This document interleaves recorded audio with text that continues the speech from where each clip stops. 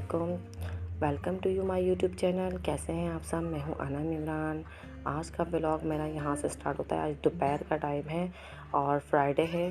तो आज बस ये है कि मैं बाजरा वगैरह लेकर आई थी। एक दिन पहले ग्रॉसरी कर आई थी, मुझे बाजरे का पैकेट नज़र आ गया था। मैंने कहा आज मैं ये पैकेट उठा ही लूँ, क्योंकि काफ़ी दिन से ऐसा हो रहा था कि बाजरा आ ही नहीं पा रहा था और मैं इमरान से मंगवाना भूल जाती थी। और इमरान तो फ़िलहाल घर में होते ही नहीं है, तो जब घर में होते तो मैं भूल जाती हूँ। तो ये नया कूंडा तो मैंने काफ़ी टाइम से लिया हुआ था, तो मैंने सोचा ये आज बाजरा रख कर ही आ जाऊँ। पर पानी तो मैं पहले रख चुकी थी। और ये था कि पुराने जो कूंडे हैं ये मैंने नहीं रखे हैं, पहले से किसी ने रखे हुए हैं और बहुत ज़्यादा ख़राब हो गए थे। इसको तो फेंकना ही है मुझे। लेकिन ये न्यू कूंडा मैंने काफ़ी दिन पहले रखा था। इसको मैंने वॉश वगैरह धोकर और रख दिया। ये होता है कि मेरा ना ऊपर आना नहीं होता, इस वजह से ये गंदा हो जाता है और साथ को भी टाइम नहीं मिलता। लेकिन कोशिश यही है कि अब मैं एक दिन छोड़ के ऊपर जाके ये चेंज कर आ जाऊँ। गर्मियों में इस चीज़ का ज़रा ख़्याल रखना चाहिए ना। और ये कि आज मैंने मशीन लगाई हुई है, कपड़े धो रही हूँ। ये भी एक बहुत बड़ी जंग है कि कपड़े धो रही हूँ मैं। और समझ में ही नहीं आ रहा था क्या बनाऊँ। चिकन वगैरह खाने का कोई मूड नहीं था, क्योंकि एक दिन पहले ही बाहर का खाना खाया था, चिकन वगैरह, और वो बच भी गया था, तो शाम में हमने वही खा लिया था। तो रात में मुझे समझ में नहीं आ रहा था और फिर सोचा कि मिक्स सब्ज़ी बना लेती हूँ। मिक्स सब्ज़ी इमरान खा लेते हैं, अगर थोड़ा सा करते भी हैं, नाक मुँह बनाते तो कबाब वगैरह रखे हुए होते हैं, वो फ्राई कर देती हूँ। लेकिन ये है कि खा लेते हैं वो शौक़ से। एक यही सब्ज़ी है जो इमरान खा लेते हैं, इसके अलावा इमरान कोई सब्ज़ी नहीं खाते हैं। और फिर यही है कि बच्चे भी नहीं, मैं बना नहीं पाती हूँ, फिर बच्चे भी नहीं खाते। लेकिन ये सब्ज़ी भी बच्चे नहीं खाते, साथ खा लेता है। बरीरा ब्रिजवानियाँ बहुत तंग करती हैं, लेकिन मैं उनको निवाले बना बना के मैं खिलाए देती हूँ। मैं ना किसी तरीके से खा ही लें। क्या चिकन बोटी ही खाते रहेंगे या आलू की कतलियाँ चावल ही खाते रहेंगे? सब्ज़ी भी तो खाएँ भाई, सब्ज़ी भी कोई चीज़ है। फ़िलहाल मैंने इन लोगों को बड़े सड़े-सड़े मुँह बना रही थी, लेकिन मैंने खिला दिया उनको। और बस ये कि हांडी के अंदर बना रही हूँ। हांडी का एक्सपीरियंस मेरा फ़र्स्ट बहुत अच्छा था, सेकंड बहुत ख़राब रहा और ये थर्ड टाइम मैं हांडी पे खाना बना रही हूँ। खाना तो बहुत अच्छा बनता है, इसके अंदर बड़ा मज़ा आता है मुझे बनाने में। लेकिन ये कि सेकंड टाइम ये हुआ था कि मैंने दाल इसके अंदर उबाल देकर और हल्की आँच करके मैं सो गई थी जाकर। आधे घंटा ही सोई थी कि मेरी पूरी दाल इसके अंदर जल गई।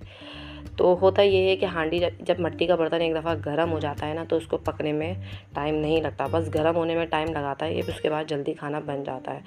तो बस ये कि दाल का यही सीन हुआ, मुझे अंदाज़ा ही नहीं था कि ऐसा होगा। फ़िलहाल जब मैंने दाल थोड़ी बहुत दूसरे पतीले में निकाल कर उसको फ्राई कर वो बघार लगा दिया था, पका ही ली थी। लेकिन ये कि एक्सपीरियंस आते-आते आता है। मैंने फ़र्स्ट टाइम मिट्टी के बर्तन में खाना बनाना शुरू किया था और पहली दफ़ा तो डर के मारे खड़ी रही थी कि कुछ गड़बड़ ना हो जाए। लेकिन ये कि सेकंड टाइम इतनी लापरवाह हो गई कि सो ही गई जाके। तो ये नतीजा हुआ कि दालें पूरी जल गई थी। फ़िलहाल ये आज सब्ज़ी बना रही हूँ मैं और इसके अलावा और कुछ भी नहीं, बस रोटी वगैरह बनाऊँगी। मैंने आटा-वाटा रखा हुआ था। आज तो ये काम था आसान और कपड़े वगैरह धो रही थी। कोशिश ये थी कि जल्द से जल्द कपड़े वगैरह धो लूँ मैं, क्योंकि डेढ़ घंटे की तो लाइट आती है। लाइट ही इतनी परेशान करती है मुझे। तो आधे से ज़्यादा मेरे कपड़े धुल चुके थे और मेरी कोशिश यही थी कि 11 बजे से पहले मैं कपड़े धो लूँ और लेट जाऊँ। और ऐसा होता नहीं है कि मैं लेट जाऊँ। ये होता है कि रात में जब बच्चे सो जाते हैं ना, तो मुझे ऐसे काम सूझते हैं कि यहाँ की सफाई कर लूँ, ये दरवाज़ साफ़ कर लूँ, ये कर, पता नहीं क्यों मेरे दिमाग में ना कीड़ा है कि जब ज़्यादा सुकून होता है ना, तो ज़्यादा काम निकाल के बैठ जाती हूँ। ऐसा नहीं है कि मैं जाके सो जाऊँ, लेट जाऊँ। और शोर शराबा, नींद आती है तो मैं शोर शराबे में भी सो जाती हूँ। बच्चे मेरे कान में शोर मचा रहे होते हैं और मैं सो जाती हूँ। ये होता है कि बस, और जब बच्चे सुकून से सो रहे होते हैं ना, ऐसा नहीं है कि मैं सो जाऊँ, लेकिन मैं सोचती हूँ इस पर कपड़ों पे इस्त्री कर लूँ, ये कैबिनेट साफ़ कर लूँ, इस कबर्ड को साफ़ कर लूँ। पता नहीं क्यों ये शुरू से मेरे अंदर एक ना, मेरे दिमाग में कीड़ा है ये, पता नहीं क्या-क्या करती रहती हूँ। फ़िलहाल ज़्यादातर मुझे रात में ही सुकून मिलता है और रात में ही सारे काम निकाल के बैठती हूँ। अच्छा, तो कपड़े वगैरह मेरे रात के 11 बजे तक धुल गए थे। फिर मैंने ये हुआ कि मैंने किचन की फ़र्श की सफाई करना शुरू कर दी थी। उसको मैंने सर्फ़ वर्फ़ डाल के धोया, सारी डस्टबिनें वगैरह धोई, सारे डस्टबिनों के कवर जो प्लास्टिक थी वो चेंज करी। और रात में सारे काफ़ी काम कर लेती हूँ, क्योंकि बच्चे सुकून से सो रहे होते हैं। और चाय मैं अब पी रही हूँ। जिस दिन मशीन लगाती हूँ ना, उस दिन चाय ज़्यादा पीती हूँ, थकावट मेरी थोड़ी दूर होती रहती है। ये कि एक दिन पहले जब मैं राशन वगैरह लेकर आई थी ना, तो थोड़ा-थोड़ा करके मैं राशन जो है ना रख रही थी, क्योंकि एक साथ ना बड़ा मुश्किल हो जाता है। कभी दालें रख दी, जो चीज़ ख़त्म होती जा रही थी उसको मैं पलटती जा रही थी और ज़्यादा मैं फैला नहीं रही थी। अभी मेरा रूम के कोने में ही सामान सारा रखा हुआ है, आहिस्ता आहिस्ता मैं उसको रखती हूँ। रमज़ान का राशन था तो सारा रमज़ान का राशन तो किचन के अंदर आ ही नहीं सकता, तो थोड़ा कमरे में रखूँगी, थोड़ा किचन के अंदर रखूँगी। जब चीज़ ख़त्म होती चली जाएगी तो फिर किचन मतलब डब्बों में डालते रहूँगी, क्योंकि इतना सारा सामान इकट्ठा तो किचन में आ ही नहीं सकता। अच्छा, ये मैं एक दिन पहले लेकर आई थी, रमज़ान की शॉपिंग मैंने कर ली है, लेकिन अभी कुछ चीज़ें मेरी रह गई हैं, तो वो मिली नहीं थी यहाँ से, और यहाँ से मिलती भी नहीं, कहीं और से ऑर्डर करती हूँ, वो ऑनलाइन आएंगी। जैसे कि फ्रोज़न सामान का जो फ्रोज़न चीज़ों का जो सामान होता है ना वो। अच्छा, ये मैंने कटोरे ले लिए थे। ये था कि ये दही बूंदी के लिए, चाट के लिए और छोलों के लिए मैंने ये 3 कटोरे लेते हैं। हर रमज़ान में मैं ये 3 कटोरे लाज़मी लेती हूँ। वाक़ई मेरे पास बहुत सारे बाउल रखे हुए हैं, लेकिन पता नहीं क्यों मेरा दिल आ जाता है, बस मैं ले लेती हूँ। मुझे पता नहीं क्यों बहुत शौक़ है बर्तनों का, कि हर चीज़ हो। फिर उस हिसाब से किचन भी बहुत बड़ा होना चाहिए। माशाल्लाह मेरा किचन बड़ा है, लेकिन ये कि कैबिनेट वगैरह जो है ना वो बहुत कम है। ये भी मैंने लगवा लिए थे अपनी आसानी के लिए, वरना किचन मेरा बिल्कुल सफाट बिल्कुल साफ़ था, ये मैंने ही लगवाए थे। और बस ये था, अब क्या बताऊँ मैं आपको। किचन ये सामान ये लेकर आ गई थी मैं, काफ़ी चीज़ें एक्स्ट्रा भी लेकर आ गई थी कि ताकि ईद के बाद भी चल जाए, क्योंकि इमरान ने जब मुझे खुली ऑफ़र दी तो वाकई में बहुत ही फैल गई थी ज़्यादा जाके। पापड़ की बहुत ज़्यादा वैरायटी लेती हूँ मैं, क्योंकि पापड़ यूज़ होते हैं। आम दिनों में भी बच्चों को मैं फ्राई करके दे देती हूँ, और क्योंकि बाहर के पापड़ वगैरह बिल्कुल भी यूज़ नहीं करते हैं। घी तेल वगैरह ले लिया था, क्योंकि घी तेल का बहुत ज़्यादा यूज़ होता है रमज़ानों में। और ये सब बड़े बड़े पैकेट उठाए थे, गरम मसाला, काली मिर्च, धनिया और लाल मिर्चें, सफ़ेद मिर्चें और चने, वाइट चने, ब्लैक चने। अच्छा, वाइट चने और ब्लैक चने ये सब बॉयल करके मैं पैकेट में करके रख दूँगी। काफ़ी काम मैं पहले ही करके रख दूँगी। मैकरोनी वैसे रमज़ानों में मैं बनाती नहीं हूँ, लेकिन फिर भी मैं लेकर आ गई। अगर कोई रमज़ानों में मेहमान आ गया हमारे घर पे, जैसे कोई रोज़ा वगैरह खोलने, तो उनके लिए बनाने के काम आ जाएगी, क्योंकि मैकरोनी मेरे साथ के अलावा कोई भी नहीं खाता। बेसन भी ले लिया था, मैदा भी ले लिया था। ये सारा सामान रमज़ान में और रमज़ानों में ही खुलेगा। ये मैं रमज़ान से पहले जो मेरे हफ़्ते 15 दिन का सामान आता है ना, वो तो मैं अलग लेकर आई थी और उसको मैं किचन के अंदर मैंने रख दिया। ये मेरा सिर्फ रमज़ान का ही सामान है।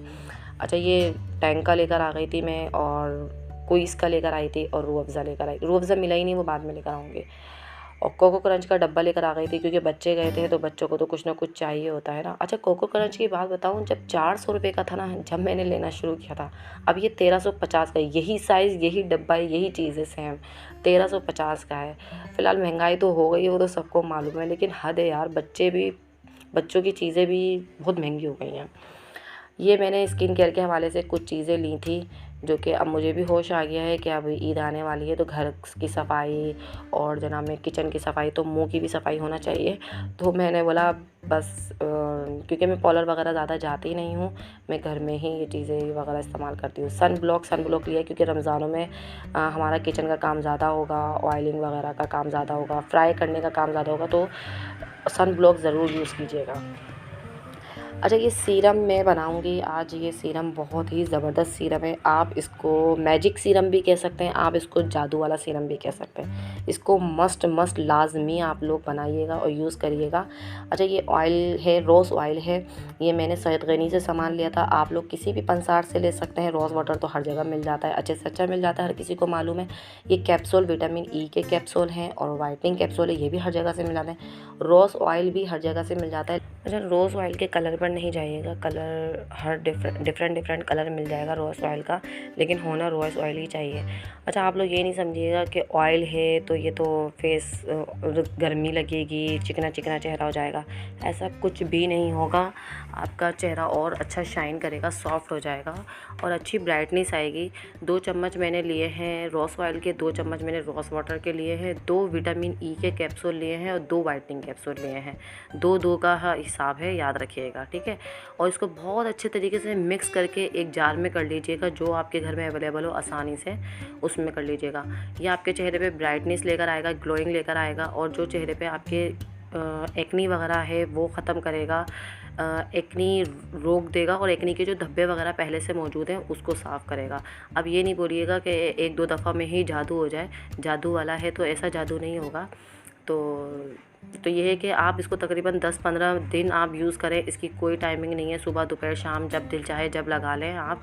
मुँह धोने के बाद आप जो सी भी क्रीम यूज़ करते हैं आप इसको फेस को वॉश करके इसको ये लगाइएगा, तो बहुत अच्छा रिज़ल्ट आता है। उसी टाइम पर ही आपको पता चल जाएगा कि आपने कुछ लगाया है, आपको ही बहुत अच्छा रिज़ल्ट उसी एक ही दफ़ा लगाएंगे उसी टाइम पर आपको पता चल जाएगा। और कोई इतना कॉस्टली नहीं पड़ेगा, हद है आपको आराम से 300-350 रुपये की ये चीज़ें पड़ेंगी, क्योंकि सिर्फ ज़्यादा से ज़्यादा रोज़ ऑयल ही महंगा होगा। इसके अंदर 250-300 रुपये का रोज़ ऑयल मिला था, बाकी सारी चीज़ें तो बहुत सस्ती सस्ती मिल गई थी। 5-5 रुपये के कैप्सूल मिल गए थे।